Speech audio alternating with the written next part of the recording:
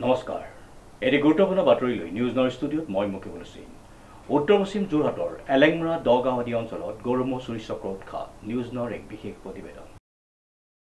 যোৰহাটত গৰু ম'হ চুৰি চক্ৰ উৎখাত উত্তৰ পশ্চিম যোৰহাটৰ এলেংমৰা দগাঁও আদি অঞ্চলত গোহালিৰ গৰু চুৰি কৰি আহিছিল এটা চক্ৰই বৃহস্পতিবাৰে নিশাও পুনৰ অৰুণ নেওগ নামৰ লোক এজনৰ গোহালিৰ পৰা চুৰি হৈছিল হাল ম'হ কিন্তু হাতেলুতে নিশা চুৰি কৰি লৈ যোৱা চুৰ আৰু ম'হ আৰক্ষীৰ চেকিঙত পায়ো ৰহস্যজনকভাৱে যাবলৈ দিয়াৰ গুৰুতৰ অভিযোগ অৱশেষত আৰক্ষী অধীক্ষকৰ তৎপৰতাত যোৰহাট আৰক্ষীয়ে গ্ৰেপ্তাৰ কৰিছে 4 চুৰ ইয়াৰে মূল মাষ্টাৰ মাইনা ওৰফে চিন্ময় বৰঠাকুৰ আৰু ৰবীন মিলি ৭৭ ৰাষ্ট্ৰীয় ঘাইপথৰ কাষৰ এখন ধাবাৰ পৰা মাইনা নামৰ যুৱকজনে দীৰ্ঘদিন চলাই গৈছিল এই বেশা আজি এই অনাগত দিনতে যিবোৰ ম'হ চহৰ কাৰ্যলিপিত চহৰ প্ৰতিবাদ মানুহ থাকিব পৰা নাই ম'হ চুৰ কৰি নিছে আমাৰ এহাল নিজা হাল বোৱা ম'হ ইতিমধ্যে লৈ গ'ল আজি ধৰা পৰিছে 3জনকৈ চুৰ গতিকে নামকেইটা এতিয়ালৈকে আমি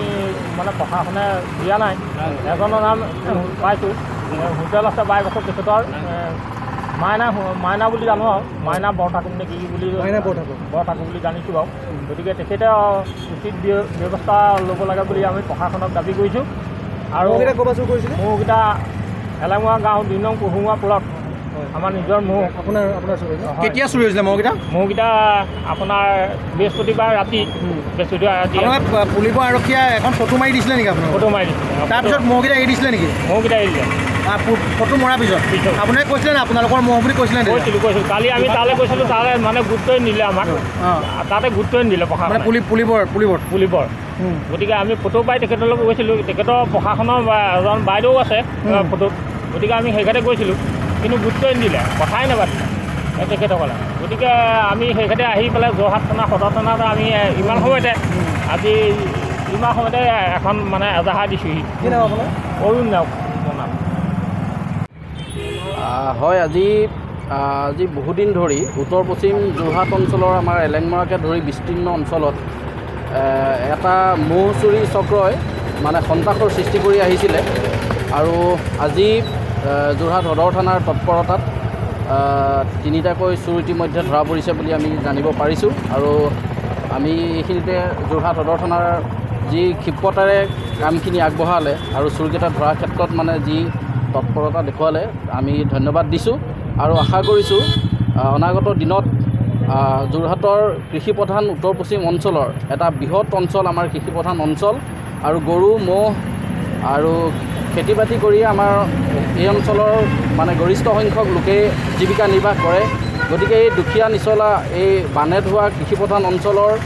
যি এই ম'হ চুৰি গৰু চুৰি এই চক্ৰটোৱে সন্ত্ৰাসৰ সৃষ্টি কৰি আহিছিল মই এই যোৰহাট জিলা প্ৰশাসনক দাবী জনাম যে অনাগত দিনত এই গোটেই সম্পূৰ্ণ ব্যৱস্থাটো বন্ধ হয় আৰু আমি আৰক্ষী প্ৰশাসনকো দাবী জনাম যাতে তেখেতসকলে বিশেষকৈ আমাৰ এলেংমৰা অঞ্চলত এটা আউটপোষ্টৰ ব্যৱস্থা কৰে যিহেতু আমাৰ এটা বৃহৎ অঞ্চল এই বৃহৎ অঞ্চলটোত পুলিবৰ থানালৈ আহিবলৈ আমাৰ যথেষ্ট দূৰ হয় গতিকে এই মানুহখিনিক নিৰাপত্তা দিয়াৰ ক্ষেত্ৰত যাতে এলেংমৰা অঞ্চলত এটা আউটপোষ্টৰ ব্যৱস্থা কৰে যোৰহাট জিলা প্ৰশাসনে অতি সোনকালে মই তাৰো দাবী জনাম আৰু লগতে যোৰহাট আৰক্ষী প্ৰশাসনক দাবী জনাম যে তেখেতসকলে যাতে ঘনাই পেট্ৰলিঙৰ ব্যৱস্থাটো কৰে আমাৰ এইটো এটা মুকলি অঞ্চল ৰাস্তাটো যথেষ্ট এটা মানে জনশূন্য এটা অঞ্চল গতিকে এই অঞ্চলটো পাৰ হৈ এলেংমৰা অঞ্চল পায় গতিকে যোৰহাট বাইপাছৰ পৰা এই যিটো অঞ্চল এই অঞ্চলটোত যাতে অতি সোনকালে তেখেতসকলে পেট্ৰলিঙৰ ব্যৱস্থা মই তেখেতসকলৰ তেনেকৈ মই নামটো এতিয়া শুনা পাইছোঁ বাহিৰত কিন্তু মই মানুহবিলাক চিনি পোৱা নাই 3জন ধৰিছে বুলি শুনিছোঁ গতিকে নামকেইটা কিন্তু চিনি পোৱা নাই ম'হকেইটা এলেংমৰা গাঁৱৰ পৰা চুৰিছিলে আমাৰ চুৰকেইটাৰ নাম মই শুনাহে পাইছোঁ ৰবীন মিলি বুলি কোনোবা এজন কৈছে আৰু বেলেগ বাকীখিনি নাম নাজানো ব্যুৰ ৰিপৰ্ট নিউজ নাও 24/7